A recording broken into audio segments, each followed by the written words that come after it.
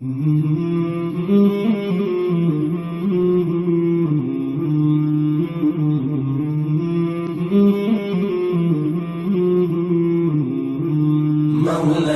صل وسلم دائما أبدا على حبيبك خير الخلق كلهم. مولاي صل وسلم دائما أبدا على حبيبك خير الخلق كلهم. محمد سيد الكونين والثقلين، محمد سيد الكونين والثقلين والفريقين من عرب ومن عجم. مولاي صل وسلم دائما أبدا على حبيبك خير الخلق كلهم. مولاي صل وسلم دائما أبدا على حبيبك خير الخلق كلهم. أوذيت في الله لم تهزم ولم تهني، أوذيت في الله لم تهزم ولم تهني حتى غادت. الحمد لله رب العالمين، والصلاة والسلام على أشرف الأنبياء وسيد المرسلين، سيدنا ونبينا وشفيعنا وحبيبنا ومولانا محمد وعلى آله الطاهرين وأصحابه الطيبين. أما بعد، فأعوذ بالله من الشيطان الرجيم. بسم الله الرحمن الرحيم. إن الله وملائكته يصلون على النبي يا أيها الذين آمنوا صلوا عليه وسلموا تسليما. اللهم صل على سيدنا محمد وعلى آل سيدنا محمد وبارك وسلم. اللهم صل على سيدنا ومولانا محمد معدن الجود والكرم، منبع العلم والحلم والحكم، وعلى آله الكرام وأصحابه الأعلام وابنه الكريم وحزبه وبارك وسلم. صلاة وسلاما عليك يا سيدي يا حبيبي يا رسول الله صلى الله تعالى عليه وسلم، وعلى آلك وأصحابك يا رحمة للعالمين. السلام عليكم ورحمة الله تعالى وبركاته. Alhamdulillah,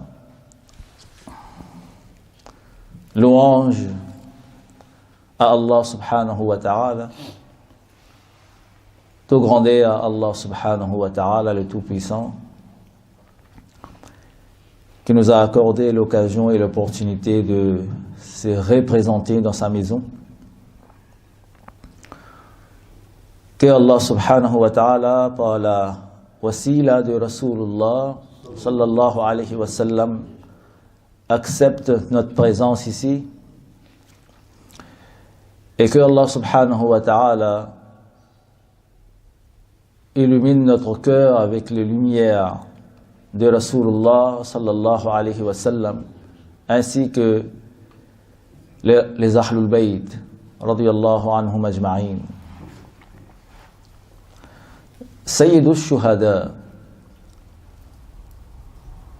chef de martyrs, notre maître, Imam Al-Hussein, radiyallahu anhu, petit-fils de Sayyiduna Muhammad sallallahu alayhi wa sallam, fraîcheur de yeux de Sayyidina Muhammad sallallahu alayhi wa sallam, fils de Sayyidina Ali karramallahu ta'ala wajhahu al-karim, et de Sayyida Fatima radiyallahu anha, frère de Sayyiduna Imam al-Hassan radiyallahu anhu. L'imam al-Hussein radiyallahu anhu est né, a pris naissance à Madina Munawwara le 5 Sha'ban, et Rasulullah sallallahu alayhi wa sallam lui-même l'a nommé Hussein radiyallahu anhu, ou Shabbir, comme le nom du fils de Sayyidina Haroun alayhi salam. Sayyidina Imam al-Hussein radiyallahu anhu était connu aussi par le nom de Abu Abdullah, parce que le fils de Imam Hussein radiyallahu anhu, parmi les fils qu'il y avait, s'appelait Abdullah, père de Abdullah.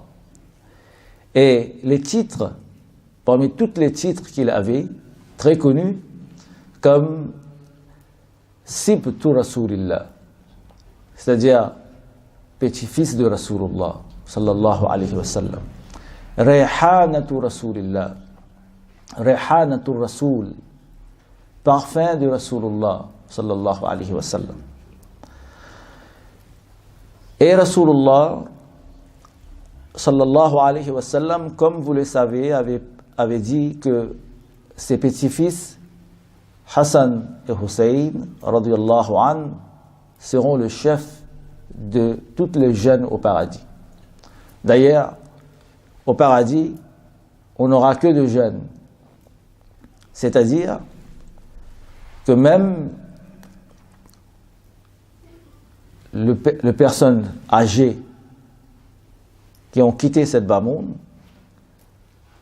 au paradis, ils seront jeunes. Il n'y aura que de jeunes. Alors l'imam al-Hussein, l'imam al-Hassan, radiyallahu anhu, eux, ils seront le chef de tous les gens du paradis. Rasulullah, Huzur et Aqdas, sallallahu alayhi wa sallam, avait beaucoup de l'amitié, beaucoup de l'amour pour l'imam al-Hussein, radiyallahu anhuma. Et Sayyidina Abbas, le cousin de Abdullah ibn Abbas, le cousin de Rasulullah sallallahu alayhi wa sallam, radiyallahu anhuma, a rapporté de Rasulullah sallallahu alayhi wa sallam que le prophète Sayyidina Muhammad alayhi salam a dit: Man ahabbahuma faqad ahabbani. C'est lui qui a aimé ces deux-là, c'est-à-dire Sayyiduna Imam al-Hassan et Sayyiduna Imam al-Hussein radiyallahu anhuma. C'est lui qui a aimé ces deux-là. C'est lui qui porte de l'amour pour ces deux-là. Il m'a aimé.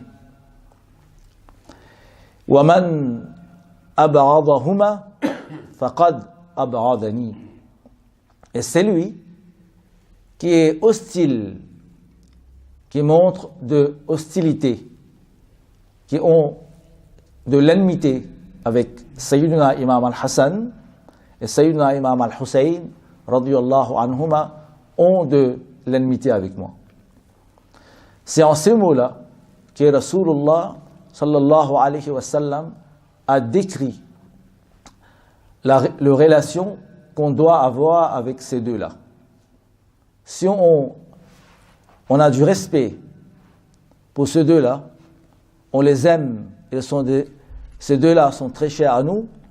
En d'autres mots, nous sommes très chers à Rasulullah sallallahu alayhi wa sallam. Parce que Rasoul et Karim, Rasulullah sallallahu alayhi wa sallam, lui, il a aimé, il a fait de dua, des invocations à Allah subhanahu wa ta'ala pour tout celui qui aime Hassan et Hussein radiyallahu anhuma, en disant: que oh Allah, j'aime Imam Hassan et Hussein, alors aime celui qui aime Hassan et Hussein, radiyallahu anhum.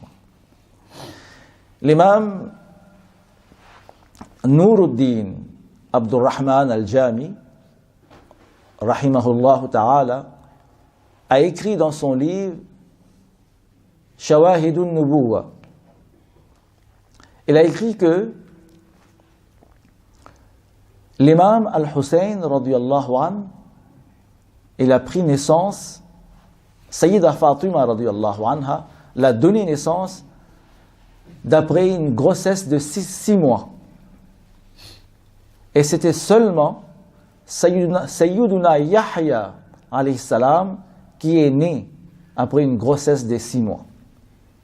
Normalement, comme l'imam Nuruddin il dit, que personne ne survit après une naissance de 6 mois.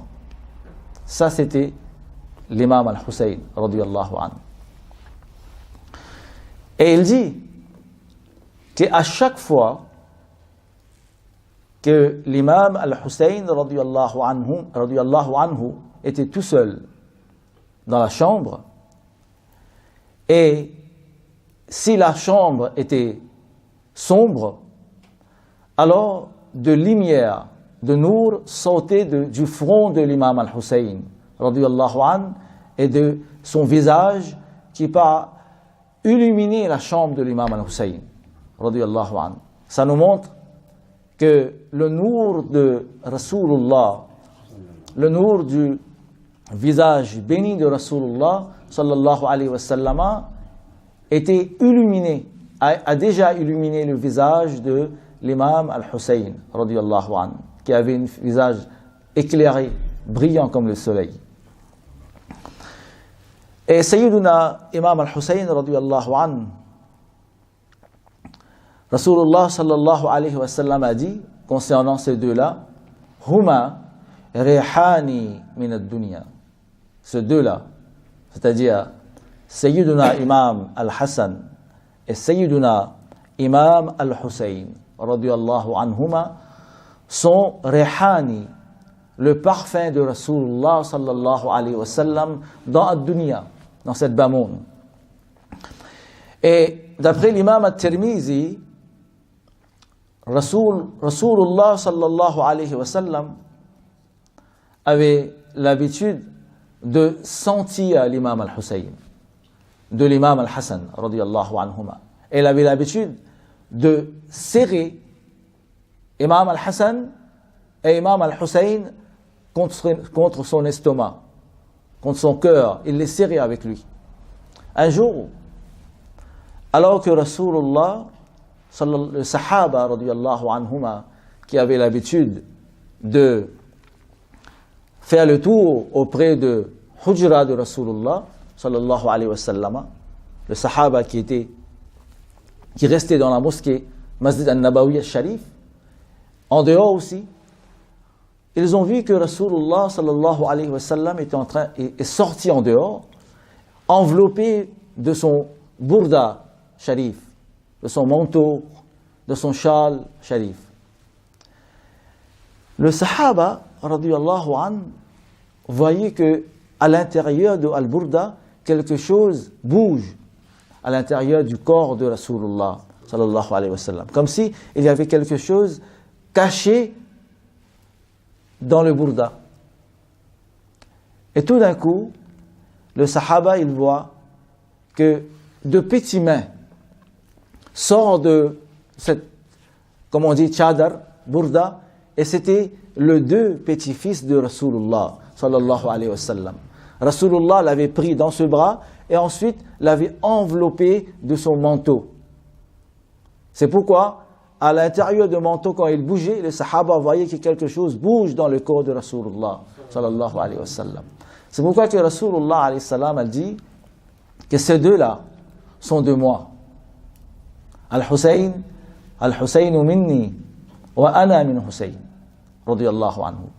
Que Hussein est de moi et moi je suis de Hussein, radiyallahu anhu. La même affaire pour l'imam al-Hassan, radiyallahu anhu. Ces deux-là, ressemblaient plus que les autres Rasulullah sallallahu alayhi wa sallam. L'imam Hassan et l'imam Hussein radiyallahu anhuma, ils ressemblaient à Rasulullah sallallahu alayhi wa sallam.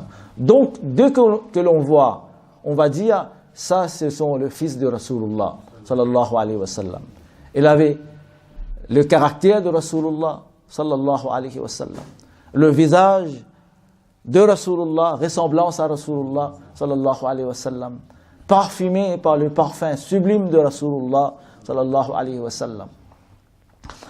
Et la tante de Rasulullah sallallahu alayhi wa sallam, al-Fadl bint al-Harith radiyallahu anha,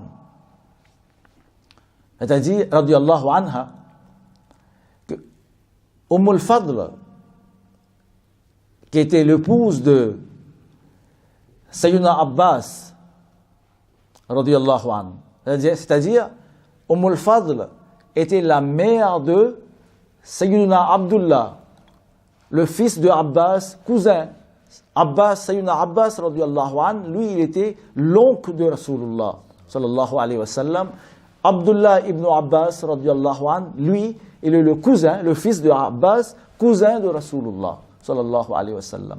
Et al-Fadl, la fille de Harith radiyallahu anha, lui, elle était l'épouse de Sayyidina Abbas, l'oncle de Rasulullah sallallahu alayhi wa sallam. C'est-à-dire, il était la tante de Rasulullah alayhi salam. Un jour, elle vient auprès de Rasulullah sallallahu alayhi wa sallam, très inquiet. Il dit à Rasulullah sallallahu alayhi wa sallam, lui interroge, pourquoi tu es inquiet? Alors elle a dit que j'ai eu une vision dans mon rêve. Après plusieurs reprises, Rasulullah sallallahu alayhi wa sallam l'avait demandé de relater son rêve, mais elle n'a pas pu. Elle était si tant inquiète. Après plusieurs requêtes du prophète sallallahu alayhi wa sallam, plusieurs reprises, Rasulullah alayhi salam lui a dit de raconter le rêve. Alors elle a dit que j'ai eu une vision que un morceau de vous, ya Rasulullah sallallahu alayhi wa sallam, s'est détaché de votre corps et est tombé avec moi. C'est-à-dire il est venu auprès de moi, près de moi. Alors Rasulullah sallallahu alayhi wa sallam l'a dit, alors c'est bien, les rêves, la vision que tu as eue, c'est une bonne rêve. Parce que ma fille, Sayyida Fatima, radiyallahu anha, va donner naissance à un garçon. Et toi, tu auras l'occasion de le prendre dans tes bras. La mère de Sayyidina Abdullah, radiyallahu anhu, c'est elle qui va surveiller sur l'imam al-Hussein, radiyallahu anhu. Et en effet, Sayyida Fatima, radiyallahu anha, avait donné naissance à un fils, un garçon, Hussein, radiyallahu anhu, et elle l'a donné pour surveiller sur Hussein à al-Fadl, la mère de Sayyidina Abdullah, radiyallahu anhu. Et elle dit qu'à chaque fois que Sayyidina Imam al-Hussein, radiyallahu anhu, était tout seul dans la chambre, même si la chambre était sombre à l'intérieur, mais à l'extérieur, on voyait que la chambre devient illuminée à chaque fois que l'imam Hussein, radiyallahu anhu, est à l'intérieur. Et ça, c'était parce que son visage éclairé dans la chambre. Sayyidina Imam Hussein, radiyallahu anhu, quand Rasulullah sallallahu alayhi wa sallam l'avait pris dans ce bras, al-Fadl rapporte que Rasulullah sallallahu alayhi wa sallam s'est mis à pleurer. Et des larmes coulaient sans arrêt sur le visage, la joue de Rasulullah sallallahu alayhi wa sallam. al-Fadl a dit à Rasulullah, sallallahu alayhi wa sallam, Ya Rasulallah, sallallahu alayhi wa sallam, pourquoi vous pleurez? C'est à ce moment que Rasulullah, sallallahu alayhi wa sallam, a relaté à Umm al-Fadl bint Harith, la fille de Harith, radiyallahu anha, que Sayyiduna Jibril alayhi salam est venu m'annoncer, m'informer que votre petit-fils, Sayyiduna Imam Hussein, radiyallahu anhu, va être massacré. Elle va tomber en martyr par des gens de votre communauté. C'est à ce moment que Rasulullah sallallahu alayhi wa sallam, en ayant cette nouvelle, de l'homme coulé du visage de Rasulullah sallallahu alayhi wa sallam. Mais la shahada de l'imam al-Hussein radiyallahu anhu n'était pas en vain. La shahada de l'imam al-Hussein, c'était pour différencier entre la vérité et fausseté. La shahada de l'imam al-Hussein était pour préserver l'islam. Et la shahada de l'imam al-Hussein radiyallahu anhu, c'était pour dénoncer et démasquer la tyrannie de quelqu'un qui voulait déranger, qui voulait songer, ou quelqu'un qui voulait prendre le pouvoir à tout prix sans responsabilité. Quelqu'un qui voulait le pouvoir qui n'était pas à lui. L'imam Hussein, radiyallahu anhu, il a donné son shahada pour dénoncer ces gens-là qui voulaient à tout prix prendre le pouvoir pour dominer les gens, pour affirmer la tyrannie et pour essayer de songer la religion de Rasulullah sallallahu alayhi wa sallam. Alors l'imam Hussein radiyallahu anhu, il n'était pas d'accord, il n'a pas donné son avis à ce sujet. D'ailleurs, l'imam al-Hassan radiyallahu anhu, quand il a été empoisonné, c'était de la part de Yazid. Yazid connaissait les conditions que l'imam al-Hassan radiyallahu anhu avait dit à son père. C'est-à-dire Sayyiduna Amir Muawiyah radiyallahu anhu. Que après que Amir Muawiyah, Sayyiduna Amir Muawiyah radiyallahu anhu, va quitter cette monde, après son wafat, ce sera à Imam Hussein radiyallahu, à mon frère, de continuer la règne, de guider l'umma de Rasulullah sallallahu alayhi wa sallam. Et Sayyiduna Amir al-Muawiyah radiyallahu anhu, il a accepté parce que Rasulullah sallallahu alayhi wa sallam avait prédit concernant l'imam al-Hassan radiyallahu anhu, Rasulullah sallallahu alayhi wa sallam a dit: mon fils, grâce à lui, deux groupes de musulmans va pas combattre entre eux. Il n'y aura pas du sang à verser entre deux groupes de musulmans. Alors l'imam Hassan radiyallahu anhu, après que Sayyidina Ali radiyallahu anhu a quitté cette bas monde, c'était lui le khalifa. C'est lui qui a pris la règne. Mais comme il y avait des gens qui préféraient Amir Muawiyah radiyallahu anhu, alors on a fait un compromis entre les deux. Alors l'imam Hassan radiyallahu anhu a accepté, a cédé, a donné à Amir Muawiyah de contrôler. C'est à ce moment qu'il s'est proclamé Amir al-Mu'minin, sauf seulement pour sauver l'umma de Rasulullah sallallahu alayhi wa sallam, pour empêcher que deux groupes, les partisans de l'imam al-Hassan et les partisans de l'imam al-Hussein, de l'imam de Sayyidina Amir Muawiyah, combattent entre eux-mêmes, de verser le sang, et c'était deux groupes de musulmans, et il y aura beaucoup de pertes. Alors l'imam al-Hassan radiyallahu anhu avait cédé la place à Sayyidina Amir Muawiyah. Mais avec conditions, avec quelques conditions. Parmi ces conditions-là, qu'après Amir Muawiyah, ce sera à Imam al-Hussein, radiyallahu anhu, de devenir le Amir de l'Umma, de la communauté de la musulmane. Yazid savait tout cela. Yazid, il était au courant qu'après l'imam al-Hassan, ce sera à Hussein. Alors qu'est-ce qu'il a fait? Après que, voyant que son père, Sayyidina Amir Muawiyah radiyallahu anhu, lui, qui a quitté cette Bamoun, alors il a envoyé quelqu'un à empoisonner l'imam al-Hassan. Malgré cela, que l'imam al-Hassan radiyallahu anhu a été empoisonné en plusieurs fois. À chaque fois qu'il était empoisonné, il allait auprès de la tombe de Rasulullah sallallahu alayhi wa sallam, il faisait de dua, et par la grâce de Allah subhanahu wa ta'ala, la baraka de Rasulullah sallallahu alayhi wa sallam, la poison n'avait pas fait effet sur lui.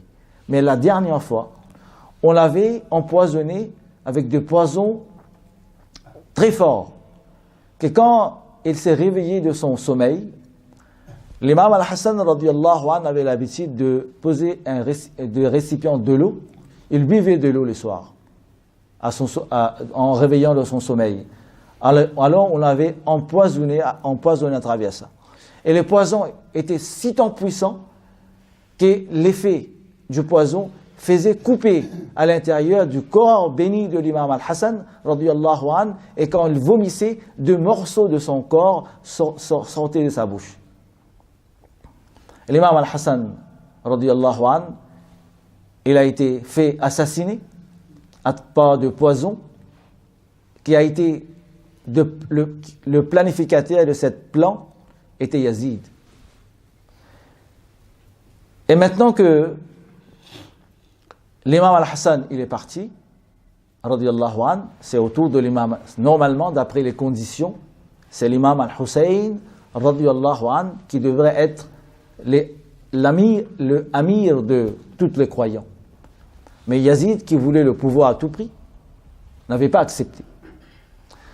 À ce moment, le grand partisan, avant de partir, en voyant que l'imam al-Hassan radiyallahu anhu était inquiet, avait de l'angoisse, comme si stressé, l'imam al-Hussein radiyallahu anhu lui a dit: pourquoi vous êtes, oh mon frère, pourquoi vous êtes angoissé?